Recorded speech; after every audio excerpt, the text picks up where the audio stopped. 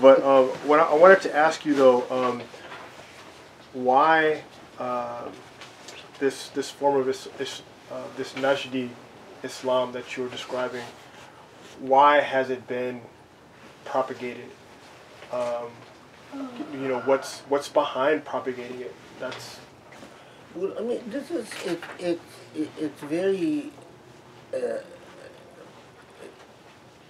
it's very interesting because when Najdi Islam emerged first in the late 1800s and early 1900s, Muslim jurists from all around the world, I mean, I've compiled an enormous list from Egypt to Palestine to Syria to Muslims in Philippines, Muslims in China, Muslims in India, Muslims in Malay, were issuing these long fatwa saying that Najdi Islam is a new Khawarij, meaning that it is a corruption of the faith, and it is warning and warning and warning and warning Muslims not to follow it, not to practice it, because among the things that the Najdis did, they committed a huge massacre in Arabia against, like the ISIS and like Al-Qaeda now and so on, not against Christians and Jews, but against their fellow Muslims. They killed so many Muslims, accusing them of being heretics. All the Sufis were executed, all the philosophers were executed, all the quote-unquote rationalists were executed, and so on. So, but once Saudi Arabia was born as a state, Saudi Arabia annexed the Hijaz. Hijaz is where Mecca and Medina are. Now, if you are in control of Mecca and Medina, and one of the things that I talk about in another book is that when initially Najd promised that it will not annex Hijaz, it will not take over Mecca and Medina. But what's really fascinating to me is that the British Colonial Office urged the Najdis to annex Mecca and Medina, to annex the Hijaz, and then pressured the rest of the Muslim countries to recognize annexation, because India, Malaysia, Indonesia, Egypt, Syria initially refused to recognize annexation. They said that Najd cannot be in control of Hijaz. Hijaz belongs to all Muslims. But the British and the French played the most critical role in pressuring Muslim countries. And most Muslim countries at the time were colonized. So they didn't, they couldn't say no anyway. But especially in the 1950s and 60s, the Saudis had a lot of cash because of oil. And they were, as they controlled the Hajj in Mecca and Medina, they realized very quickly that their form of Islam is not the Islam that's practiced by the vast majority of Muslims in the rest of the world.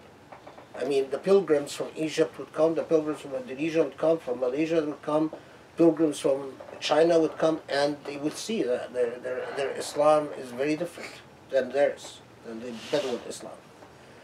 And it was a very conscious decision they realized that if this continues, Muslims will start protesting the control of Najd over Hijaz. So they spent an enormous amount of money to propagate Najdi Islam. I mean, the amount of money that they spent in the United States alone is astounding. And it was very much directed. I mean, at one time, their translation of the Quran, which was one of the worst translations, by the way, I don't know what translated, was being they're the only people that could distribute the translation of the Quran for free everywhere. You know, you would go to a mosque, you'd get a copy of the Quran, their translation. Every other translation, which was a much better translation, you had to pay for. It was subject to the world of economics. I remember I was in Saudi Arabia, and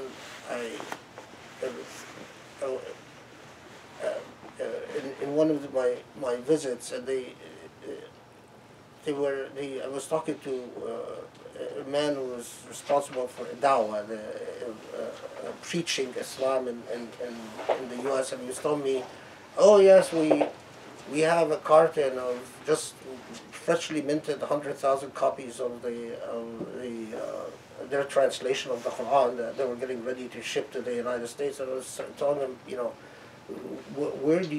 who receives 100,000 copies? I mean, 100,000 copies is a lot of. You know, we just send them to all the Islamic centers and all the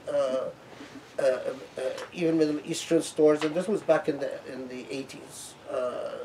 You know, basically, if you go buy some groceries in a Middle Eastern store, you get a free copy. And their translation of the Quran is very different than because, for instance, the part where it talks about there's a part of the Quran that talks about modesty, and the way they translate it is a woman must cover her face and show nothing but her eyes. Well, the Quran doesn't say that. But unless you read the original Arabic, you wouldn't know. So, I mean, it is, of course, now, I don't believe that the new king or whatever has realized. I mean, I actually think that terrorism, organizations like Qaeda and ISIS and so on, they serve a very powerful purpose for Saudi Arabia, and that is they keep the West interested in keeping them in power. Because you say the word terrorism and the United States is ready to send the Marines. And if you can convince them it's either us or the terrorists in power, then they'll keep you in power forever. So the idea that somehow Saudi Arabia is going to now reform and roll back Wahhabi Islam is ridiculous. I mean, it's not. Al Saud rose with Wahhabi Islam. Without it, they'll lose any legitimacy. I mean, do you know any other country that's named after a family? Saudi Arabia. I mean, by the way, that name, Saudiya, was also an invention of the British Colonial Office. I have a set upstairs, which is the records of the British Colonial Office, their correspondence, and it's remarkable. I mean, it's actually there is correspondence back and forth from British agents saying, well, let's call it Saudiya, let's call it the Saudi state, after the family. And then they go and suggest it to Al Saud, because Al Saud was thinking of calling it the Kingdom of Arabia, or even at one point thinking of calling it the Khilafah of Arabia. And the British Colonial Office said, no, don't call it that, call it after your family. It's a remarkable history, but it's a history that we should be aware of, because it's so easy to, if you don't know history, it's so easy to think that, well, that's Islam and it's always been like that. And you don't, I mean, if you want a very good book written by two very good scholars who are also converts to Islam, there's a book called The Vision of Islam. I very highly recommend this book. I mean, it's a bit large, but Chittick and Murata, as converts, they studied Islam from the sources, not from some culture. and they wrote their book, The Vision of Islam, is very rich. It's very rich because it pretty much allows you to know what all these books are saying in English. Unfortunately, I don't see many Muslims that have read that book and know about this book, but it was published in the 90s, and I wish more Muslims would read it, because it's a very true book, a book that comes from a depth of knowledge. So I mean I'm not surprised at what makes me sad is that I think that if it hadn't been for Najdi Islam, there would be many more people who would come to the faith. Because I will give you just one small example. Sherman Jackson has a book called Islam and Black America. And in there he talks about how Muslims, part of the theology of Islam, is the very basic idea that if you submit to God, you submit to no one else. This idea is very powerful because it was also what made in Europe the idea of Muslim women as wild and crazy and so on comes from the fact that a Muslim, once they embrace that idea that I submit to God and I don't submit to any other human being, well, it's something that you practice with your husband, it's something that you practice in your work, it's something that you practice everywhere. So when among slaves who were Muslim, and about half of the slaves were Muslim before they forcibly converted, the slave owners banned Islam because they found the slaves who were Muslim to have a sense of dignity that was unyielding. They couldn't be, so they realized that in order to make them slaves, you have to take away their Islam. So they actually banned Islam, and for 160 years, you couldn't become a U.S. citizen if you were Muslim. That was the law in the U.S. for 160 years. It was only in the 50s that you could be a Muslim and be a U.S. citizen. And when in the 60s, and 50s and 60s, when Islam entered among the African American community, the basic idea that allowed Islam to spread among the African American community in the 50s and 60s was, we are regaining and restoring our dignity. If you're a Muslim, Muslims will know that once they open a mosque somewhere, they clean up drug trade, they clean up prostitution, that they couldn't be bossed around, they couldn't be ordered around, because the basic idea is submit to God and submit to no other. Now, Wahhabi Islam is very different. If you notice, Wahhabi Islam doesn't teach anything about dignity. Wahhabi Islam actually comes and teaches you, shut up and obey what you're told. And you tell them, well, how about if I submit to God, I submit to no other? Well, we are telling you what God wants. So it clashes. And when Wahhabi Islam became widespread in the U.S., Islam stopped spreading because it's not attractive. It doesn't teach you what's attractive about the idea that you come and you close your mind and you close your heart and you close your eyes and you just obey and you do what you're told.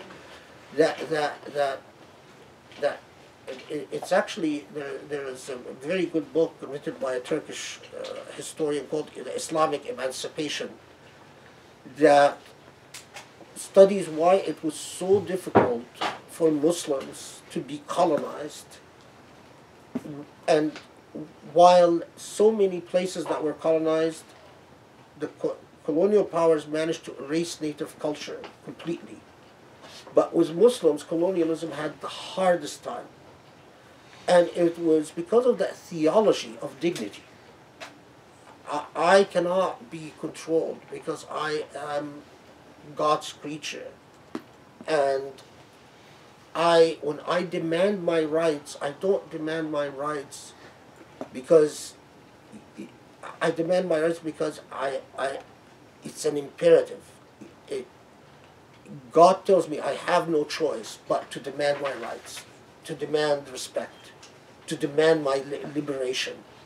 That's God's imperative. One final note, I mean, because it's just so much information. When finally Protestantism and the European Reformation, what was the European Reformation? It was basically the idea of dignity and liberation, which came after the influence of Muslim Spain, after the influence of numerous Muslim philosophers. So it is not an exaggeration to say even when dignity came, the idea of dignity and tolerance came to Europe, it came from the bosom of Islam. So what is the problem with Wahhabi Islam? Wahhabi Islam comes full circle and robs Islam of what it gave humanity all along. You as a Muslim, you submit to God and to no one else. And when your dignity is taken away, it is an offense against God. That's the essence of Islam. That's what the straight path is. And that's consistent theme from page 1 to the final page of the Quran. Now that's very different than the culture of obedience and subjugation of Wahhabi Islam. Very different. And when I came in the 80s, Wahhabi Islam was not as widespread, and Islam was still what allowed Islamophobia to rise the way it did, and what contained Islam is not the fastest growing religion as they say. It's not true, because it completely ignores what Christian evangelism is doing in Africa and Asia, and I mean they say that to make Muslims placated and feel good about themselves, but it's not true. Wahhabi Islam scared people away from Islam because it corrupted the truth of the message. How much time we have left? What time is it? It's now 4:30. So We're going to go back. what was that? We can keep going. We can one more question. No, I mean I'm with you as long as you want. Okay, I have a question. This is very important because especially in Los Angeles, as we, now we have Maher Hathout passed away, and Hassan Hathout passed away, and Fatih Osman passed away, and there are not people left that have spent their entire life studying this religion. Thank you. You're right. And this is why this is very it's very important, because each one of you is an ambassador to Islam. I mean, and as the Prophet said, for one of you to bring the light of Islam to a single human being is better than all the riches of the world.